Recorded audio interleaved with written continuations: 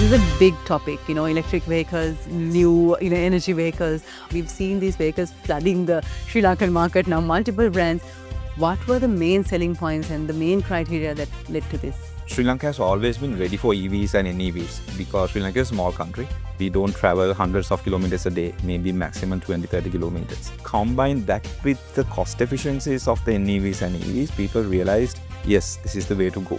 You can see the region, South Asia, Asia, East Asia, even parts of Europe have taken NEVs and EVs really well. So people didn't realize what's happening around, but when these products came at a reasonable price, I would say, and on top of that, the ecosystem that came with it, people eventually went for that. So when we did our calculations, it's more than 80% cheaper to own an EV compared to a same-level ICE vehicle. From what you see in the region and elsewhere, how is the second-hand market demand, do you think? Second-hand market always depends on two things. One thing is the longevity of your product and how best your after-sales is. So that gives a trust to another person to buy the same product because the ecosystem is there, spare parts are there, services are there. It is a challenge, but we can see the second-hand market also not dropping at least by 10%. Warranty covers about 8 years. 8 years, yeah. That warranty is transferable for the second owner. So that gives a lot of confidence to people to even buy second-hand. EV kind of changed that entire market dynamic. Still in Sri Lanka, vehicle is an asset. But I think EVs cuts a perfect balance. I think EV makes a perfect balance for people to look it as an vehicle that you use for a purpose and also an asset because a lot of people see that second-hand value is not dropping. So it works both ways. Sri Lanka seems to love electric vehicles. We spoke to Charith Panditharatne to figure out why. Stay tuned. For 30 years, LMD has been the voice of business in Sri Lanka, capturing the pulse of the nation's corporate landscape through its iconic covers. Each cover tells a story, from the first edition in 1994 to the present day, narrating key moments, leaders and trends that have shaped Sri Lanka's business ecosystem. Over the years, LMD covers have featured thought leaders, business pioneers and game-changing innovations, reflecting the evolution of industries and the economy. As we celebrate 30 years, these covers represent more than just publications. They are a testament to LMD's legacy of excellence in business journalism and its unwavering commitment to being Sri Lanka's leading voice of business. LMD, Sri Lanka's voice of business, a legacy of 30 years.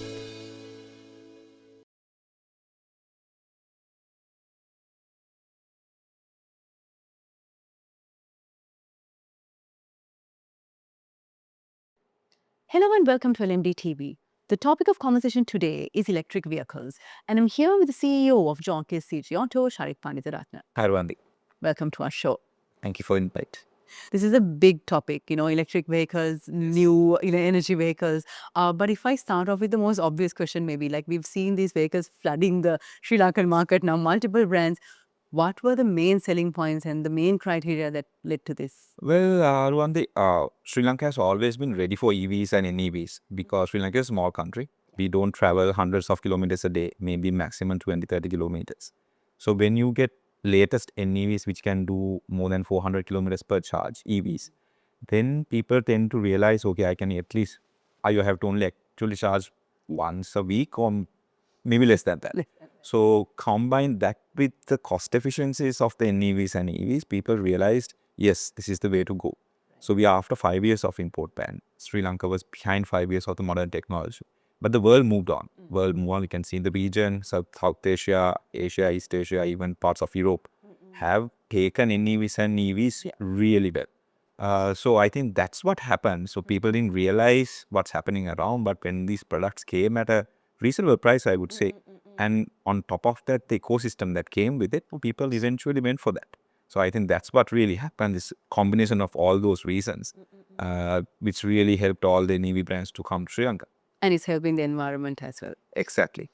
Was that something that people were thinking of from what you saw, or was it more? It was actually a buying point for a lot of customers because I think majority of our customers have solar also. Right, yes. So their traveling cost is basically zero. So repair cost and maintenance is comparatively really low. So when we did our calculations, it's more than 80% cheaper to own an EV compared to a same-level ICE vehicle. So I think when people realize all those things and they knew it's good for the environment, that was also a buying factor towards EVs and NEVs. Now, kind of devil's advocate question. When, EVs first came to be, or, when it was booming, everyone was asking, what will the second-hand market be like? Because we are very used to the, Japanese vehicle kind of mindset. From what you see in the region and elsewhere, how is the second-hand market demand, do you think? Well, second-hand market always depends on two things. One thing is the longevity of your product and how best your after sales is. Yeah. So that gives a trust to another person to buy the same product. So looking at the region, second-hand market is holding up really well. Right. But even in Sri Lanka now we see the second-hand value hasn't dropped because the ecosystem is there, spare parts are there, services are there. It is a challenge, but we can see the second-hand market also not dropping at least by 10%. Wow. So it's really good because the product is good, longevity is good, warranty covers about 8 years. 8 years, yeah. So even for that warranty is transferable for the second owner. Right. So when that person buys, I'm talking in perspective of JKCJ and BYD, when the second person also buys, they are also covered by the manufacturer warranty. So that gives a lot of confidence to people to even to buy second hand. So that's why the second hand market is very strong for NEVs, especially BYDs. And what we're hearing is that, vehicles are becoming more of a commodity now. And like those days, it was like a huge decision, big buying process and all that. But EV kind of changed that entire market dynamic. I would say it's a combination. Still in Sri Lanka, vehicle is an asset. Yeah. So there are a lot of financing goes to it, a lot of decision making going into like it's through the second hand market, after sales services. But I think EVs cuts a perfect balance where our second hand market goes up, unlike most of the countries. Like if you buy Yeah. a vehicle 10 years ago, you can either sell it at the same price after using or more. Higher. Yeah. That is directly correlated with the inflation of the country. But I think EV makes a perfect balance for people to look it as an vehicle that you use for a purpose and also an asset, because a lot of people see that second hand value is not dropping. So it works both ways. Works both ways. Perfect. And Charith, you were talking about charging infrastructure as well as after sales. Let me start with after sales. For all the players in the EV market, I mean, demand just like quadrupled or boomed or maybe tenfold. How easy or difficult was it to make sure that the after sales element was also going on par? Yes, so I think as an industry, it's a very big challenge. So like I told, we are coming to this after 5 years. Yeah. So a lot of talent which was there in Sri Lanka also wasn't there and or migrated to different countries. I mean, also technicians and all. And this technology is new. So we have to teach a lot of people about these new technologies, how to work with them. So that infrastructure is not there at 100%. So as BYD or JKCJ took the quantum leap when it started, we are actually faced these problems early, and this is something we are actively working on as well. So one aspect is the infrastructure. So from our perspective, we have about 5 workshops and services running in the country, where it was very challenging to manage the first bit of it because the demand was so high. It was way more than we anticipated. So we immediately opened our service in Vattala, Kurunagala, and one in Colombo, and recently in Kandy as well. We are covering the regions and few more to come. And the other big part is the body repairs, the accidents. Yes. That's also rate is considerably high as well in what we have seen. So for that also, we opened the largest body repair shop in Sri Lanka maintained by an agent. So yes, it's a challenge. Yes. Not only for BYD, but I think for the industry as well, especially on the infrastructure and people and the expertise. So it's something we are working on a lot, but there is some improvement to be done. And when you were saying that, I was thinking maybe I'm a little bit, too early to ask this question. I mean, back when, before EVs were there were always original spare part manufacturers, and then there were others coming in. How will this play around? So far what we have seen is we don't see it for a lot of Chinese brand yet from the grey channels. But I think that ecosystem will come by itself. But it always depends on how well the agent is managing it. Of course. If you have spare parts and services available at availability and at a decent price, that won't happen. But that also helps the industry as well if the availability is there for customers. Exactly. That's not something we are blocking. That ecosystem wholly needs to come in together for people who are confident on EVs and EVs. So we don't see that a lot yet, but we think that will also come along. Natural part of the process.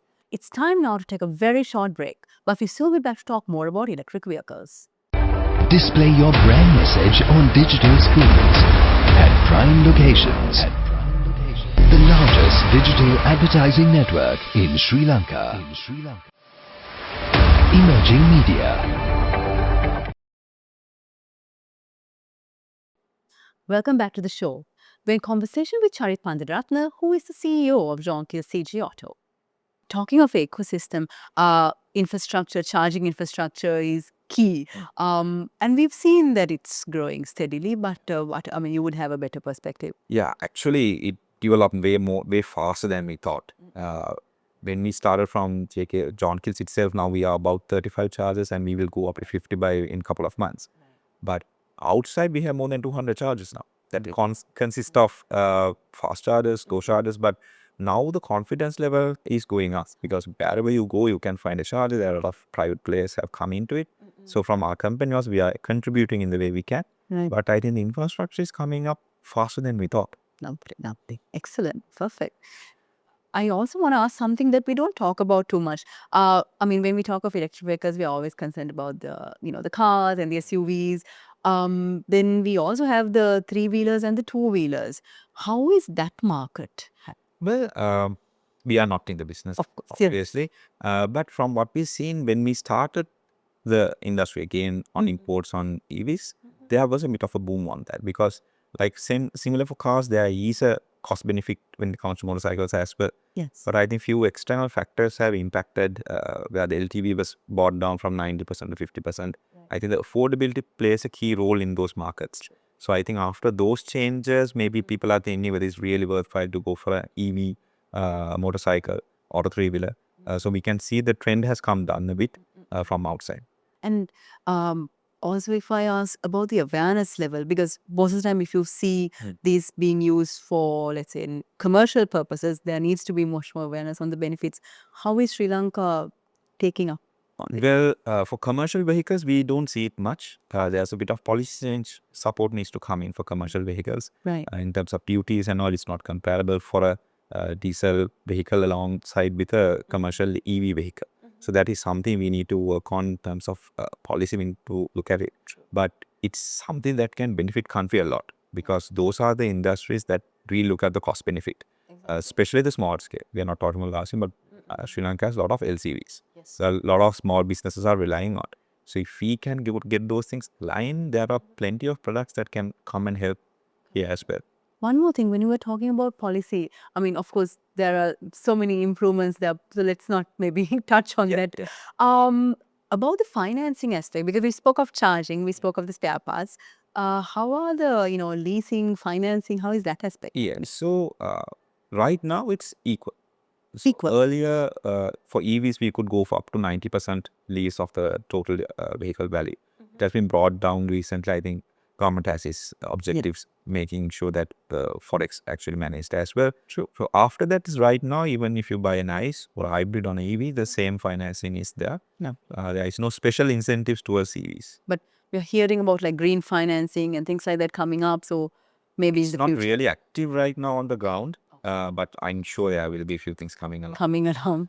Charith, it's been like a really, really interesting conversation. I'm at my last question right now. I know the market grows very fast and it's changing. So sorry to ask you about what you think will happen in the next 2 years. But what would you say are the future prospects? Well, Sri Lanka came after 5 years, so there was a lot of pent-up demand in vehicle buying. We feel like that has gone down now. So we will see a normalized market in this year and in the next year as well. The NEV penetration, I think, will depend on how well the agents or the industry manage the infrastructure and the aftersales. Yeah. So then only people will have confidence to go for EVs and NEVs because market will normalize. It will be more competitive. Only a certain amount of vehicles will be sold, so everyone wants a piece of it. So all that will depend on how well you taken care of your earlier customers. That word of mouth will go. Because NEVs and EVs are the obvious choice for Sri Lanka. Because we spend most of our money on fuel imports. From that, 60% is going for passenger vehicles. Actually, we spend more money on fuel than medicine. So obviously as a country, we have very ambitious targets. I think to go for that, we need the fleet of vehicles ready with us. So that is coming along. Right. So then Sri Lanka will benefit a lot. If you go towards EVs, imagine if you can reduce that fuel bill by 10%. What can we do? So I think industry will go in that direction. Industry would need some incentives and policy changes. We favor in that direction. But competition and everything will depend on how well you treat your customers. Customers at the end of the day. End of the day. Thank you, Charith. Thank you very much. We've been in conversation with the CEO of John Deere CG Auto, Charith Panditharatne. Thank you very much. Thoroughly loved the interview. Thank you for inviting me. Thank you. And thank you to all our viewers for joining us. Until next time, take care. Don't forget to subscribe to our YouTube channel and follow us on Facebook, LinkedIn, Instagram and X. Thank you for watching and stay safe.